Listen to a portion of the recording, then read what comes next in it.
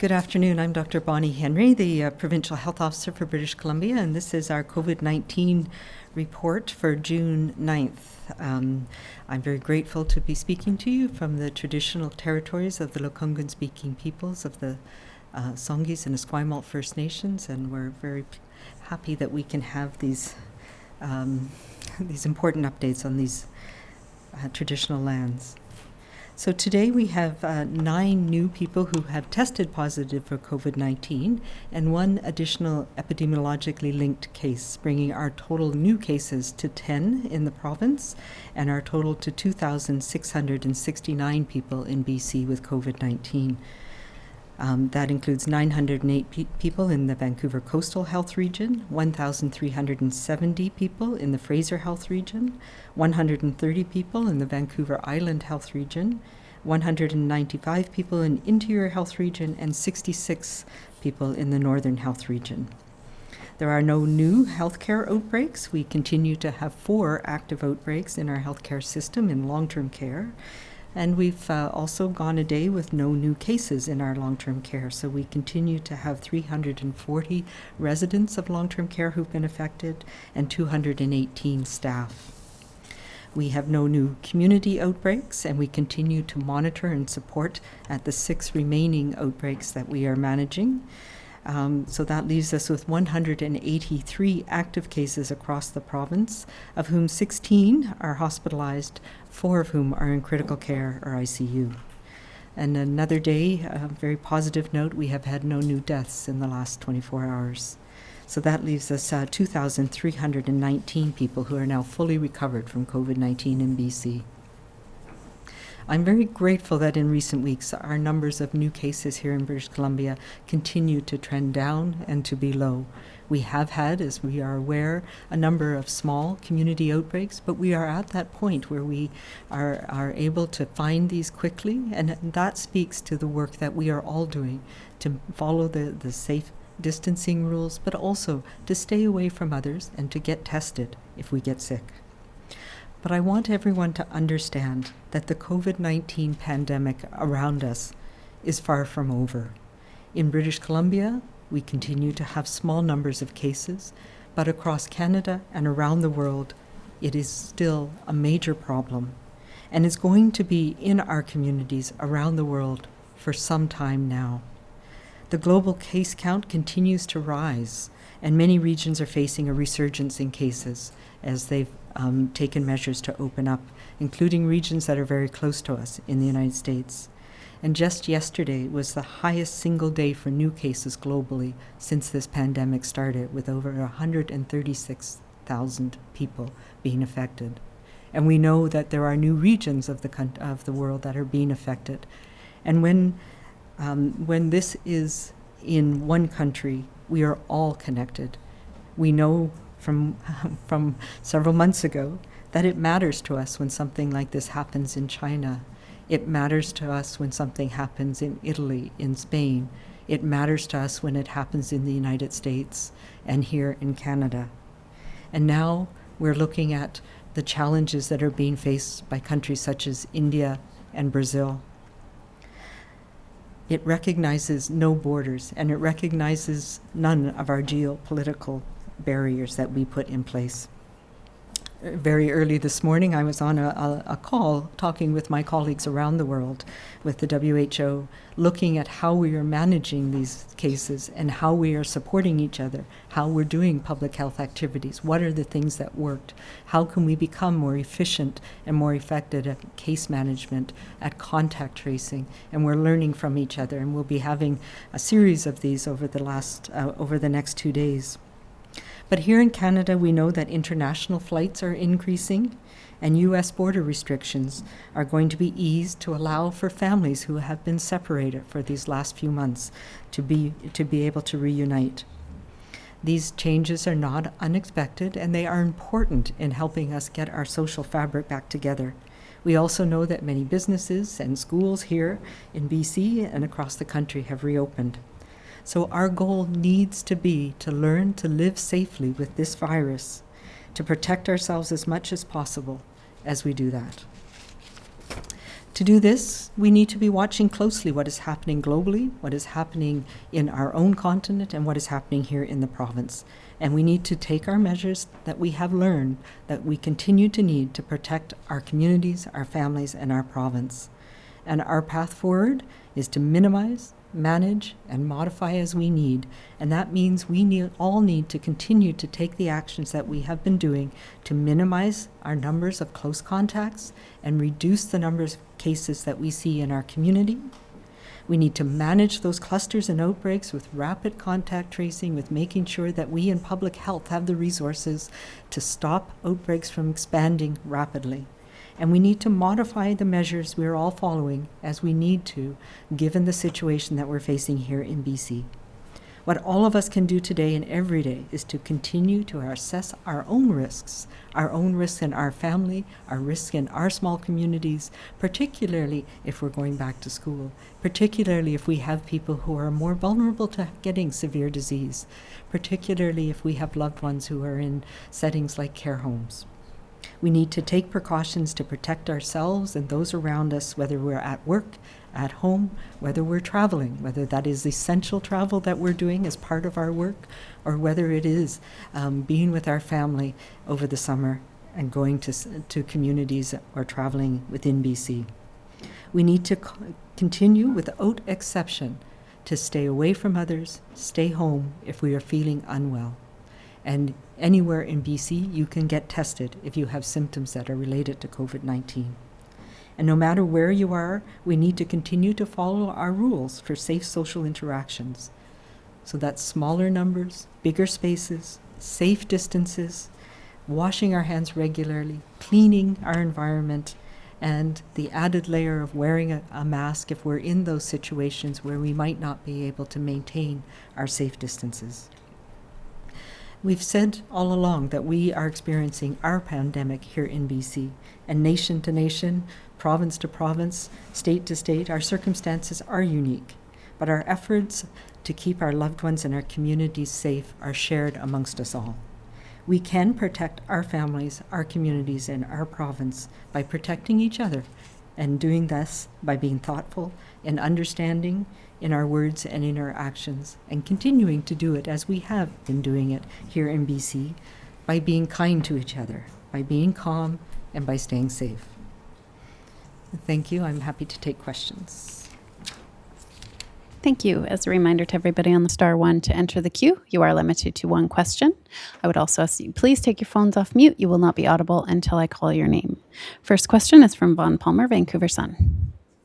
Good day, Dr. Henry. Thanks for taking the question. A statement from you and Health Minister Dix last Wednesday urged the organizers of peaceful protests to, quote, follow the provincial health officer's order to limit gatherings to no more than 50 people. Are you disappointed that that order wasn't respected, and do you know why it wasn't enforced? Yeah, so we have always taken the approach of support and education for all of our orders, and this is no different. I am disappointed because I know there are very effective ways for small groups of people to demonstrate these important issues and to do it peacefully and to do it safely. And I encourage people to find those ways. There's lots of examples of them around the world and here at home. So smaller groups, keeping a distance from each other. You know, these are the things that we need to do to protect our communities. And I was talking about that today, talking about it with colleagues around the world. And, you know, my colleagues in some states in the U.S. are very concerned that the protests that are happening down there, particularly when there's attempts to shut them down and there's use of things like tear gas to disperse crowds, you know, those are things that can provide an environment that would allow this virus to transmit. And we are starting to see increases in some states that are very worrisome. We have not yet seen anything like that here in Canada, but certainly not in BC. But we are watching carefully, and I will say again, you know, find small, impactful ways where you can stay separate from each other, where you can have your voice heard in a way that's safe particularly for those people who are more likely to be disadvantaged by this pandemic. And that includes some of the people for whom we are standing up and having our voices heard. Next question is from Mary Griffin, Check News. Oh, hi. Thank you very much for taking my call, Dr. Henry. I've just been looking at a long-term care facility here in Victoria, Mount St. Mary's, which as of today, yesterday, they updated their protocol that now allows family members who meet their guidelines to go in to see some of their family members for the first time in 3 months. But it just seems that this information about that there is a loosening on restrictions for family members is not very well known or circulated. And the seniors advocate indicated that the guidelines were loosened at the end of May on who can go into the facilities. And I just think some family members would be interested in knowing that they may be able to see their loved ones coming up soon, particularly here on the island where we haven't had a new case in weeks. So I would be cautious. We've always said that there are some essential family members who need to provide care to people in long-term care, and that has been decided on a local basis by the Regional Health Authority, the MHOs. We will have a provincial policy for general visiting with the appropriate caveats in place to protect that community and to protect the workers and to protect the people coming in. As you know, many people who visit a loved one in long-term care are potentially at risk themselves, either because of age or because of issues of health. And that will be coming on a provincial basis, and we will be doing this in a coordinated way that supports all families and all long-term care homes. So I think that is important to know. And we have to be careful not to become complacent. We know people move. This virus is spread by people giving it to others, most often the people that we are close to. And we need to be able to be sure that we're not going to introduce it in an environment where others will be at risk. And we have not seen a case, thankfully, on Vancouver Island for some time, but that doesn't mean that we are free of risk, because we know there needs to be movement back and forth to this island to support essential services for a variety of reasons. And that, as I mentioned, when there's virus anywhere, there's virus risk everywhere. Ethan Sawyer, CBC. Hi, Dr. Henry. Yesterday, you mentioned a cluster of cases in the Fraser Health region associated with a family gathering. As more of us consider expanding our bubbles, it might be helpful to know a few more details about that event, such as how many people attended, was it held outside or inside, and how many people tested positive for COVID-19 after attending. Yes, so I can't tell you all of the details, but I know it was a family gathering that was a combination of inside and outside, and that there was approximately 30 people, and at least 15 of them have tested positive. So that is a warning sign to us all. And it's not that somebody intentionally brings that into their community, to their loved ones, to their family. This is something that we have been seeing around the world, that is one of the most common ways it gets transmitted. It's the people that we are closest to and spend time with.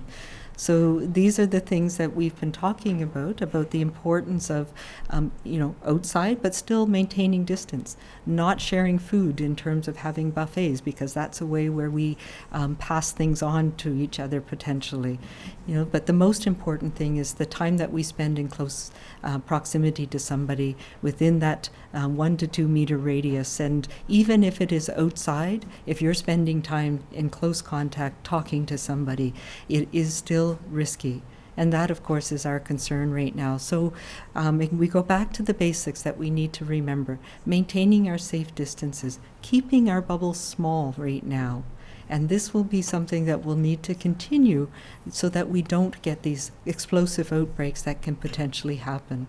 We know that people in our homes and people in our families, many of them are essential workers, whether it's healthcare workers, whether they're truckers coming back from the U.S. with essential goods, whether they're people back and forth to Alberta, for example. So there are many reasons why people need to travel, and we need to be aware of the risks in our communities and the risks risks in our family, and it is why I've been so fussed about the limits on gatherings, because we know those are environments where we inadvertently spread it to the people that we are closest to. Richard Zisman, Global News. Dr. Henry, WorkSafe BC, thank you for taking the question. WorkSafe BC has issued some guidelines around television and film. Do you have an expectation of when we could potentially start seeing that sector back up? And is there anything that stands out for you as concerning about the operation of the television and film sector in British Columbia? Yeah, so I actually haven't seen the details yet of those the guidance. I know they were working on them.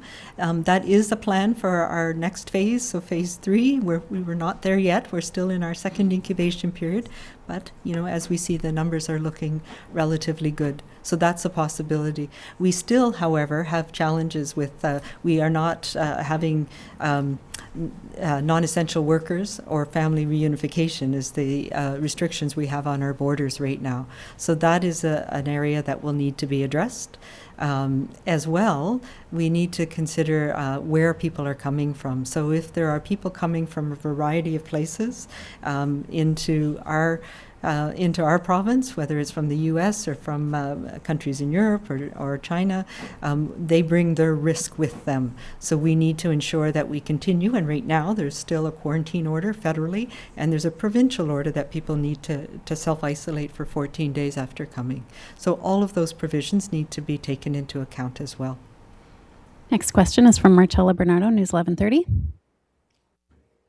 Dr. Henry, I was hoping to ask you today a little bit more about what you just talked about with the film industry, but other industries like restaurants, theaters, and businesses that depend on numbers being higher to survive. Will there come a time that large facilities with enough space to accommodate the 2-meter distance rule will be allowed to have more than 50 people? Those are things that we're looking at, and currently right now there are provisions for some restaurants depending on their size that they have. Right now the restriction is on 50% of occupancy plus the distancing and the small numbers of people. So the whole idea behind this is looking at risk. And every time that we allow more people to be in a closed space together, in particular, allow more people to have those important visits in long-term care homes, we are running the risk of more cases and more outbreaks. And so it becomes a balancing of that. It's not about trying to punish businesses or it's trying to find ways that we can safely enjoy those businesses and enjoy restaurants, safely go to retail stores, safely visit our loved ones in care homes as best we possibly can. But we must recognize that every time we do that, there is a potential risk of transmission. Even though we have low numbers that we found here in BC, that doesn't mean that we're out of danger with that. So we will be continuously reviewing these things, and we've been looking at, as I've said when we started this, we're making it up in a sense as we go based on best evidence that we have from around the world and what others are doing and how it's working. And these early morning calls that I had with my colleagues around the world is ways that we help exchange information and understand what are the things that make a difference.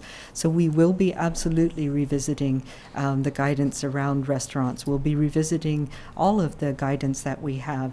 We're doing a review nationally about numbers in terms of mass gatherings, and is there a cutoff that has some science behind it now that we've seen what's happened in other countries. But then if we go back to where we need to stay the course, we will not be changing the fact that we need to maintain those safe distances. We need to maintain the high hand hygiene. We need to be fastidious about staying away from any place if we're feeling unwell. We won't be changing those, and we won't be changing those anywhere in the world in the near term. And I've told some stories, some of them that are events that happened here, but very recently in Germany there was a church gathering where they were supposedly, maintaining their safe distances, and 107 of the congregants became ill and 3 people died. So, these are the things that we're learning from, that there are certain things that we do in a faith-based setting where singing and singing together, chanting, can increase our risk of spreading this over larger distances. So we need to be mindful of those concerns as we move forward. But for now, we will be absolutely reviewing things as we go. And Bob Mackin, Breaker News. Hi, good afternoon. You talked yesterday about consistency in doing things and reducing chains of contact, but thousands of people, as you've seen across Canada, are not following the orders against mass gatherings. The Prime Minister attended one, and here in BC, the MP for Richmond Centre and a Vice President of the VGH and UBC Hospital Foundation were in a group that stood shoulder to shoulder with no masks for a photo op. I don't see much resistance from public health authorities to this. Or are you content to let this happen so as to eventually achieve herd immunity? No. Our aim is not to achieve herd immunity through infecting people. We've seen that can be deadly to young people as well as to those who are more vulnerable, more at risk. I can only say that our approach in BC has always been to support, to educate, to make sure people have the means to do what they need to do and to know what they need to do and ask them to do that and to remind people of the importance of it. And I continue to do that, and I would continue to talk to leaders in our communities about the best ways that we can fight the important causes like anti-racism causes in a way that does not add to any risk in our communities. Next question is from Lisa Cordasco, CHLY. Thank you. Good afternoon, Dr. Henry. If I understand it correctly, there never has been a provincial health order banning film production or really visits to care homes. These are just policies individually taken on. So in reality, those sectors can resume activities without your approval. Am I correct? Not entirely, no. We have had an order around both local orders and provincial orders around protection of long-term care homes, and part of that is restriction on visitors. So that is, as well, we've had restrictions on essential working, but it's a slightly gray area in terms of things like TV and film production, but that has been under our direction. It's a too risky a venture for the way it was in the past, and they need to come up with ways of doing it that meet the criteria that we have in place to protect people. And the other part, of course, of the film industry is there are restrictions that are law, if you will, around international travel, around people coming into BC and to Canada, and there's requirements around quarantine that need to be put in place around those as well. Binder Sedjan, CTV. Hi, Dr. Henry. There have been increasing calls for disaggregated data as it pertains to racialized communities and how they are impacted by COVID-19. I know you've talked about this before. I'm just wondering if you can just let us know where BC is at and how you respond to critics who say that it's a disservice not to have that information. We absolutely agree with that, and that's why we have been putting in place a number of things. So when we initially started collecting information, case information on this virus, our case report forms did not include race-based information or disaggregated information by race or ethnicity, or socioeconomic status or job in many cases. So that is something that is important, and we recognize that. We have, from the very beginning, collected information on indigeneity, and we continue to do that in partnership with Métis Nation BC and the First Nations Health Authority, and that has been really important in helping us understand the impact in those communities. But we have two initiatives that I mentioned yesterday, but we'll talk about again. One is the survey that we did, that we had started planning for this from very early on, and that is understanding the impact that both COVID has had and the measures we've we've put in place, because we know both of those have differential impacts on different communities. And we are collecting some very important disaggregated information by race, by ethnicity, by community, by socioeconomic status, because that does help us understand the impacts that it's had on various different communities across the province. In addition, we are doing a lot of work, actually, with my team, with the BC CDC, looking at what we're calling the unintended consequences, both positive and negative, because we want to be able to highlight going forward what are the positive things that we can do more of, and what are the negative things that we need to address, and who is differentially affected by those. So we are doing that. And in addition, we're looking at proxies for certain communities by being able to report at a smaller geographic level. And we talked a little bit about that last week, and we'll be presenting data at a smaller level to get a better understanding of that in the coming days as well. Keith Baldry, Global News. Hi, Dr. Henry. Thanks for taking my question. The closure of the Canada-U.S. border is set to expire on June 21st. Reuters news agency today is reporting both governments have agreed to extend that until at least late July. Just like what your take is on that, I assume that's something you would support. And given what's going on in the States right now, with 14 states reporting record high 7-day averages of COVID-19 cases, when you talk to your counterparts in the United States in public health, what are they telling you? What's going on there? Are they asking you for advice given how well we're doing here?